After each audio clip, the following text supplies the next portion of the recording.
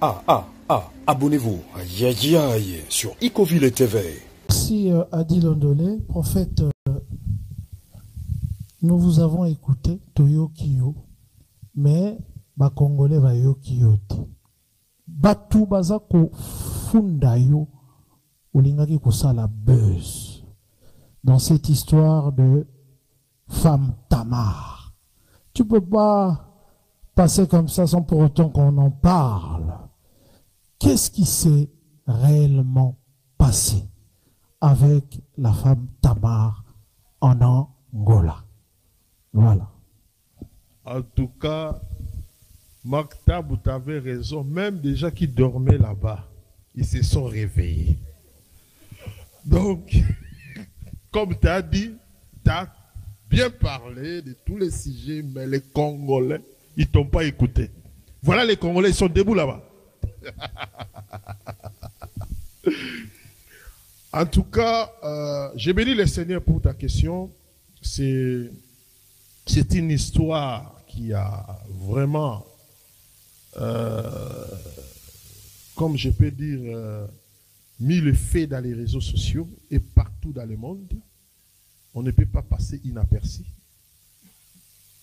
Vous savez, Dieu est le maître des temps et des circonstances. Peut-être hier, il ne m'avait pas donné le temps de parler. Comme je suis là, vous êtes journaliste, je ne peux pas ignorer cette question.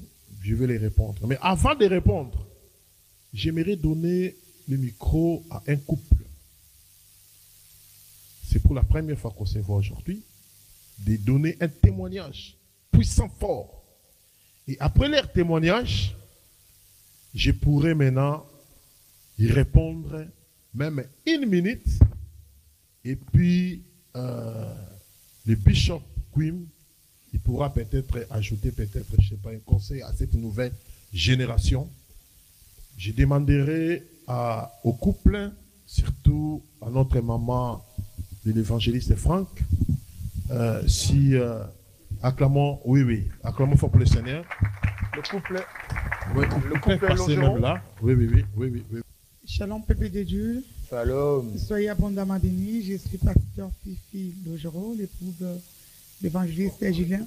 Je suis pasteur Fifi Logero, l'épouse de l'évangéliste Julien Logero, de l'église de Yahweh Shama à Neuilly-Plaisance. En fait, c'est la première fois que je vois le prophète Neymar parce que je ne le connaissais pas. Et mon mari et moi, on était en jeûne de 90 jours. On priait par rapport à l'église. Et on avait commencé le 15 décembre. C'était du 15 décembre au 15 mars. Et les 12 mars, non, avant ça, j'avais entendu des rumeurs par rapport à ce qui s'est passé avec la chanteuse. Et moi, je suis pas trop dans les réseaux sociaux. Je suis pas trop dans les réseaux sociaux. Je regardais vite fait prophète Nehema à prophétiser et tout. C'était vraiment vite fait. Après, bon, je vais passer autre. Et j'ai dormi. J'étais en pleine prière des 90 jours. On mange pas de viande. Tout ce qui est des produits laitiers, poissons et tout, on n'était que vraiment en légumes. Et j'ai dormi. J'avais une vision. J'ai vu qu'on était dans une salle. Il y avait, je ne sais pas où c'était où, il y avait prophète Nehema qui prophétisait sur les gens. Il avait commencé à prophétiser sur moi. Il a prophétisé aussi sur une sœur qui est venue aujourd'hui. Et il y avait un aigle derrière lui. Et cet aigle-là lui donnait à manger. Et après, quand je regardais, il était habillé en blanc. Il y avait beaucoup d'anges tout autour de lui. Mais ce qu'il me disait, il me disait juste moi demain, mais je ne comprenais pas tout. Après, quand je me suis réveillée, j'ai dit à ma soeur qui est en train de filmer, j'ai dit, j'ai rêvé des prophètes Nehema, mais je ne les connais pas, j'ai entendu des rumeurs et tout. Je ne sais pas si c'est un vrai ou un faux homme de Dieu, mais après 90 jours de jeûne, je suis sûr que cet homme-là, c'est un vrai homme de Dieu. Parce que mon mari, ici, il y a aussi certaines personnes de membres d'église qui sont là. Moi, quand je dis Dieu m'a dit, ce n'est pas des blagues. Ils peuvent témoigner. Je dis, bon Seigneur, si tu veux réellement que je parle à cet homme, fais que je raconte cet homme.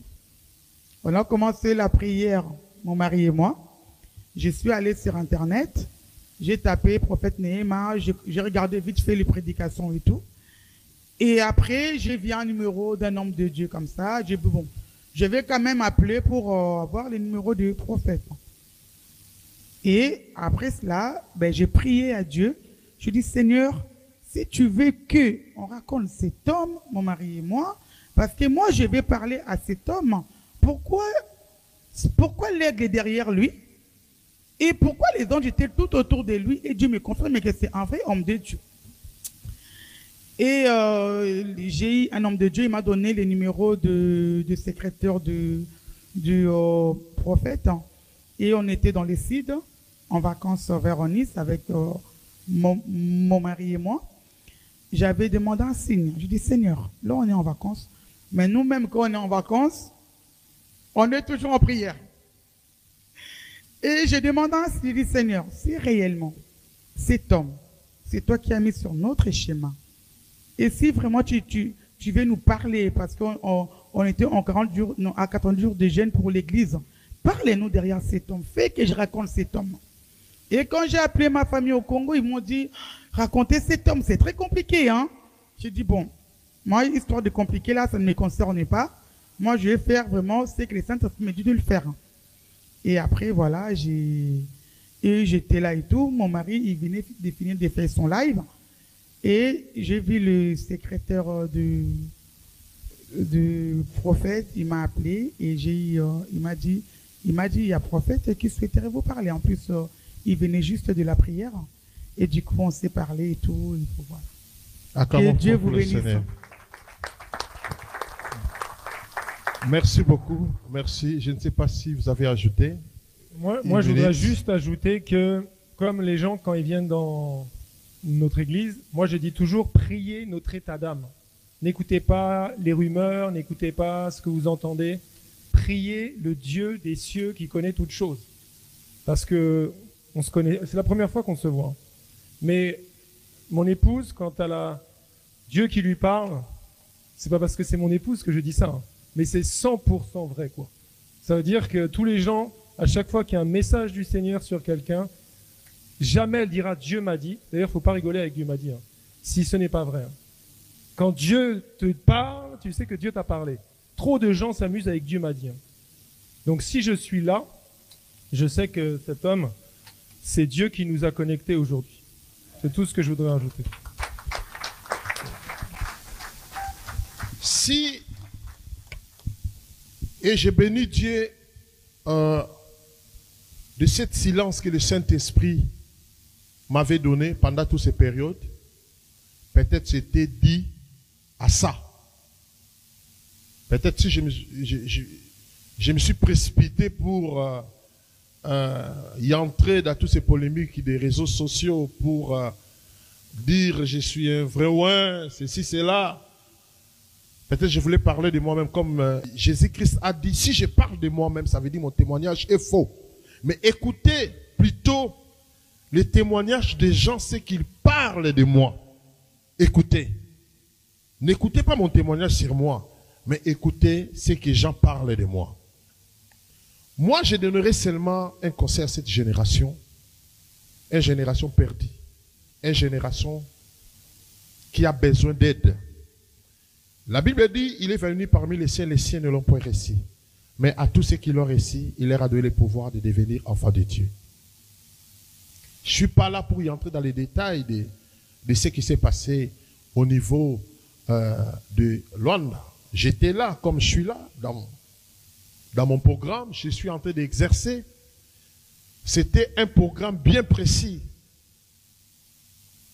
Vendredi prophétique, j'enseignais sur la prophétie et démonstration de la prophétie. C'était au moins pendant 3 mois. Ça veut dire chaque vendredi, pendant 3 mois. Et la servante de Dieu s'est présentée.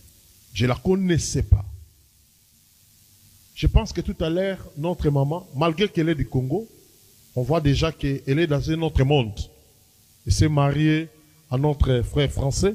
Il est dans un autre monde. Mais elle est du Congo. Ça ne m'a pas dérangé de dire qu'elle ne me connaissait pas. Je dois faire tout un problème. Parce qu'elle a dit qu'elle ne me connaissait pas. Non. Elle a le droit de me connaître. Comme s'il n'a pas le droit aussi de me connaître. Donc elle ne me connaissait pas. Moi, je crois qu'elle ne me connaissait pas. La même chose aussi, moi, je ne connaissais pas. Comme je suis là, je vois la sœur. Elle y entre avec beaucoup de gens. Assis là. J'étais arrivé à la fin. Et c'est là où le Saint-Esprit me donna le message de tout ce que vous avez vu là.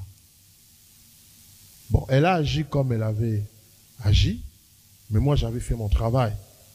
Et ceux qui ont suivi ces messages-là, c'était juste pour lui faire sortir dans la situation qui va y arriver à la suite des temps.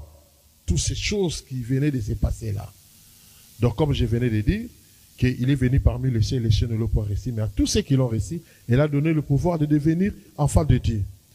En quelque sorte, je peux dire, si cet événement s'est pas réalisé, ou l'événement là des réseaux sociaux s'est pas passé, on ne pouvait pas recevoir le couple aujourd'hui. Parce que le couple a connu le prophète Néhéma à travers cet événement. C'est là où il a découvert qu'il y a un prophète qui s'appelle Néhéma. Donc s'il n'y avait pas tous ces bruits, la dame ne voulait pas aussi me connaître. Donc, on peut dire que Nzambe a beti kotoyo, a bibisi makamone kotoyo. Il a créé une circonstance pour peut-être visiter aussi. Elle n'est pas la seule. On avait reçu aussi une dame qui travaille ici à l'affaire étrangère. C'est une dame africaine. À partir de cet événement-là, on m'a contacté depuis Kinshasa. Elle avait des problèmes. Et elle était convaincue que c'est le prophète Néhéma qui doit prier pour moi juste à travers cet événement-là. Pendant que le monde était en mouvement. Mais Dieu continuait à révéler à ses enfants et à appeler ses enfants. Donc aujourd'hui, je pense que nous venons d'écouter les fruits. Le fruit de cette... qu'est-ce que je peux appeler ça? De cet événement. Donc, dans cet événement, Dieu est en train de sauver, de se révéler pour montrer au monde réellement que le prophète Néhéma, c'est son envoyé. Et je peux donner le micro au bishop pour essayer, mais je donne les conseils à cette génération, en tout cas, d'essayer d'être un peu humble. Humble, de chercher Dieu avec... Laissez-moi entre parenthèses. Il y a 7 ans passés, il y a un jeune serviteur a reçu la vision d'y aller arranger la route de Mangengengue. Il prie Dieu. Dieu lui dit, va chercher le prophète Néhéma. Après avoir y arrangé, c'est lui qui va inaugurer la route de Mangengengue. C'était pour la première fois que j'arrive à Mangengengue. J'arrive à Mangengengue, j'ai coupé les rubans et on est monté jusqu'en haut. Or, pour monter là, les gens, j'étais obligé de faire toute une journée pour y arriver là. Et j'ai béni et j'ai profité, on a profité pour y monter là, pour faire la prière. Pendant que je faisais la prière, Dieu m'a donné un message. Il dit, tous les gens qui sont montés ici dans la montagne de Mangengengue, Dieu me dit, ma présence ici, Dieu vous a donné des réponses. Descendez avec moi. Aujourd'hui, vous allez terminer vos programmes de jeûne et prière. C'était pour la première fois que j'étais surpris. À Mangengengue, il y a des gens qui jeûnent pendant une année. Les gens qui ont resté là-bas pendant 2 ans. D'autres 3 ans.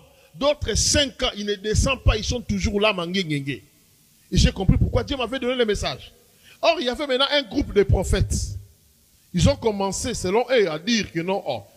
Mais ces prophètes Néhéma, il aime se prendre pour qui? Il ne connaît pas nos problèmes. Il ne connaît pas notre intimité avec Dieu. De nous dire de descendre. Non, non, non, non, vous aventurez là. Ils ont commencé à déplacer des langages. Bon. Les gens qui ont écouté, je connais un serviteur de Brazzaville, il a amené à peu près tous les leaders de son église.